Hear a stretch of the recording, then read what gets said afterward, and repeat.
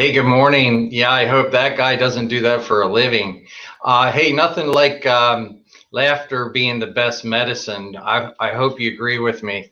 We're trying to have a little bit of fun in the practice, and it actually does work. So anyway, good morning. I hope that it's a great Thursday morning for you.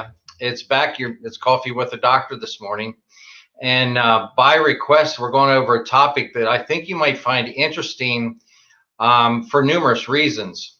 But who am I? Well, I'm Dr. Timothy Harcourt, third generation chiropractic physician, practicing 33 years. So, grandfather, father, two brothers, chiropractors.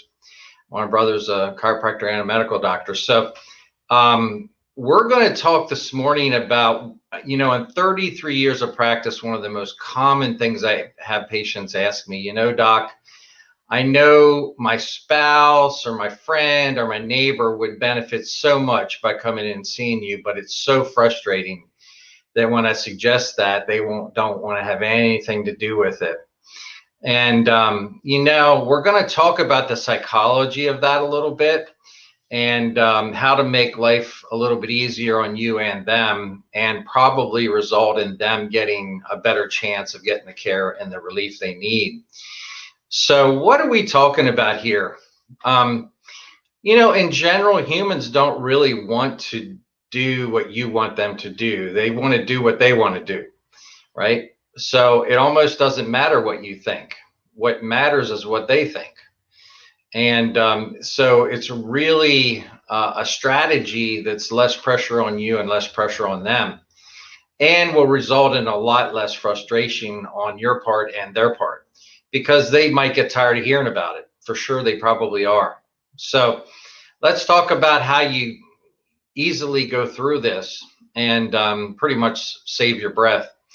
So the first thing is, when you talk about somebody being stubborn about a topic, what you really might be talking about is that they don't understand, or they disagree, or whatever.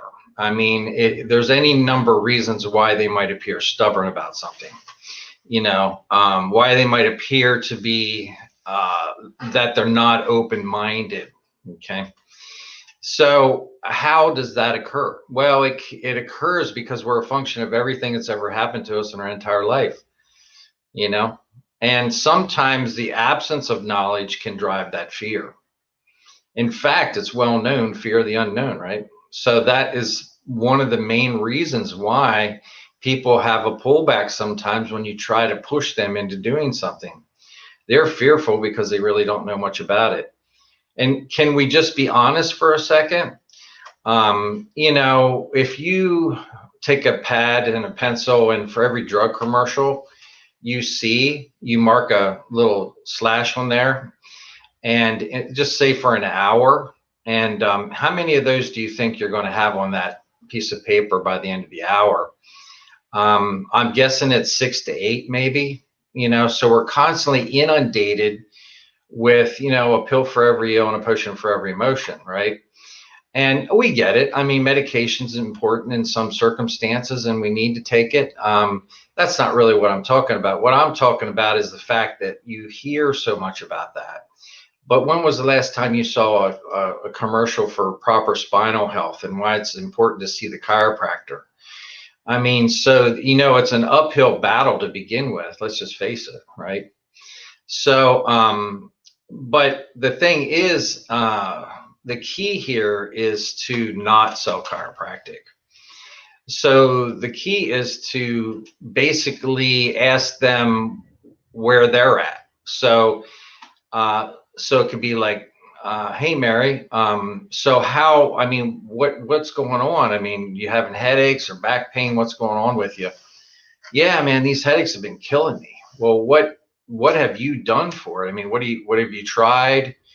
What kind of remedies, what kind of things have helped? Anything make it worse? And, they say, well, you know what, no matter what I do, it just doesn't seem to get rid of it. So, you can kind of say, well, is that frustrating to you? I mean, is that something that you're happy with? No, I'm not happy with it. So what's happening here is you're getting them to formulate in their mind that it might make sense to do something different. But you can't tell them. If you were to say, why in the world wouldn't you try something different? Well, human psychology is like, you idiot. What are you trying to tell me what to do for? I'm going to do whatever I want to do. So you can't take that approach. Well, you can take that approach. It's just not going to be effective for them. Let's face it, it's about getting them the help they need. It's really not about us. So if for whatever reason, they remain, we'll call it stubborn, and they don't get the help, well, that's doing no one any good. But if they get to the point where they make a decision to do something about it, then that's more than half the battle, right? I mean, we know that with just about anything in life, whether it be, you know what I'm talking about. So the thing is, you're taking them down that road where, they make a choice about whether or not they want to do something different. I mean, you can quote Einstein, go a little nuclear on him and say, hey, Einstein said the definition of insanity is doing the same thing, expecting a different result. I think that that's probably not the way to do it because, they might get defensive again. So, but you could ask them, how's that working for you? Now, if they say, you know what, I'm doing fine, there's nothing to fix. So, you can't give a solution to somebody that they don't have a problem too. You know what I mean? So like if they had problems in the past, but they're doing fine now, well, hallelujah, keep doing what you're doing, right? You're not going to provide a solution to somebody in that circumstance because they don't really have a perceived problem. But if they actually do have a problem, like, headaches can be not only debilitating, it can cause suicidal thoughts and all kind of things. I mean, because it can be an extremely painful and irritating condition and can be chronic. And that has a way of wearing people down. So if they get the help they need, that first step is the most important step. So, perceived need is so critical. So if they are coming to the conclusion in their own brain that they really need to try something different because what they're doing so far hasn't worked, that's actually where they need to get to. Now if they say, I've tried a chiropractor and it didn't work, well, then you could ask, well, how many times did you go? Who did you go to? Did you see my chiropractor? What kind of treatment did they do on you? Because let's face it, every profession has good and bad. It's just the way we're made, right? So it kind of does matter who they go to. But if they haven't been to a chiropractor, they haven't tried it at all, then obviously that's a situation where most likely they're going to be interested at that point to find out, where they should go. That's where the personal testimonials come in. I know the world is really kind of driven by Google reviews and online reviews and internet reviews and Yelp and everything else, but nothing beats a personal referral or testimonial about what their experience was. I'd say the second best is if they can, see the Google reviews and other internet reviews. That certainly helps for sure. But I mean, if you think about it, if you talk to somebody about where they love to eat, I'm pretty sure that you would put that in higher regard than maybe a couple reviews on Google. I don't know. I mean, now the thing about Google is if they have 500 reviews and they're all pretty high, now that is a pretty strong testimonial there because you're talking numbers now. But if your neighbor or your friend is somebody you highly regard, especially their opinion, you're still going to hold that pretty high up on how you look at things. So anyway, when it gets down to it and you ask them, so do you have an open mind to go in a different direction from, what you've been doing? And, if they say, well, sure, what are you talking about? Then you could say, well, I know this great chiropractor who does a super job. And, before you make any type of judgment, I'd like for you just to consider, going in maybe for a consultation, see if there's something they can help you with. I mean, it could be that they can't help you, but I can tell you this: if they can help you, they're going to tell you. And you just kind of keep it no pressure, low pressure. Now we have to remember that the ultimate goal is that this person gets help, right? So, and it's their choice. It really is.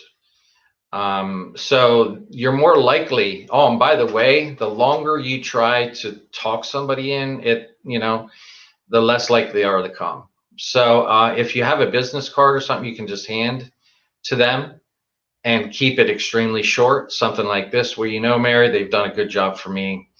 I highly recommend them. Hand the card, and if they have a special at that time, you can go over that.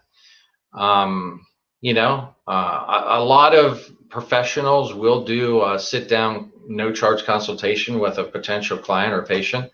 We'll do that here for 5 or 10 minutes to see if it's something that most likely we can help. And that's completely reasonable, and it breaks down barriers. They don't have to worry about money.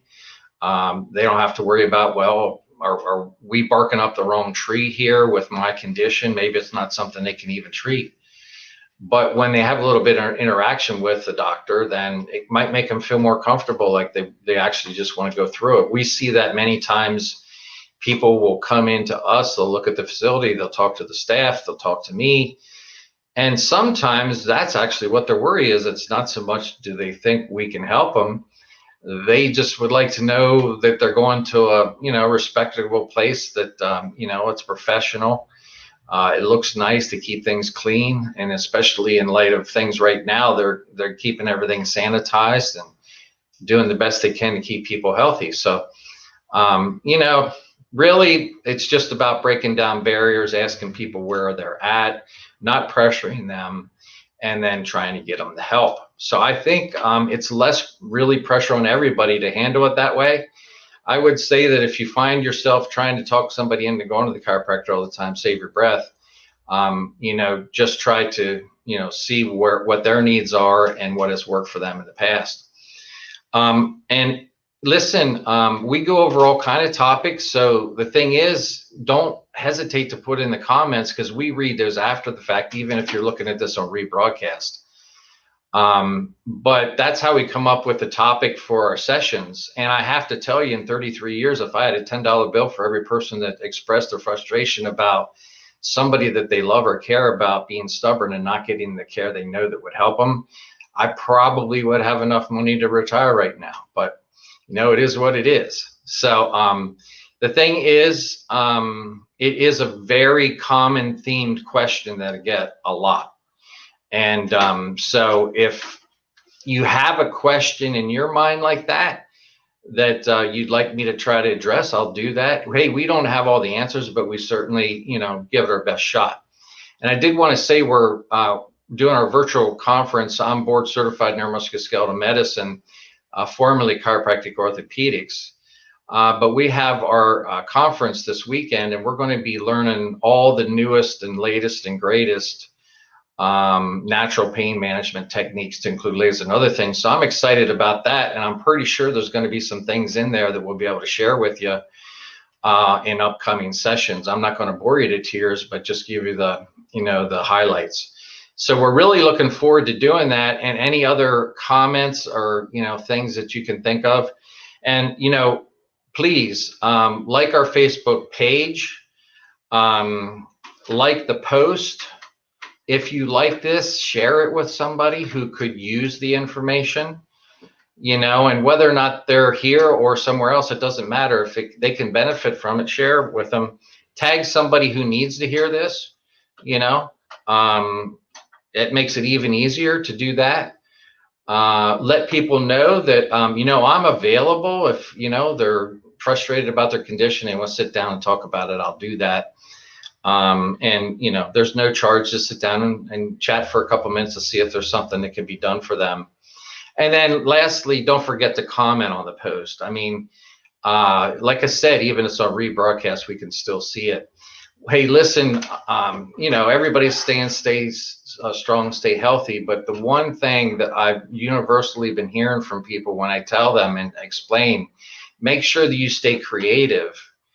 Make sure that you create something that did not exist when you woke up this morning.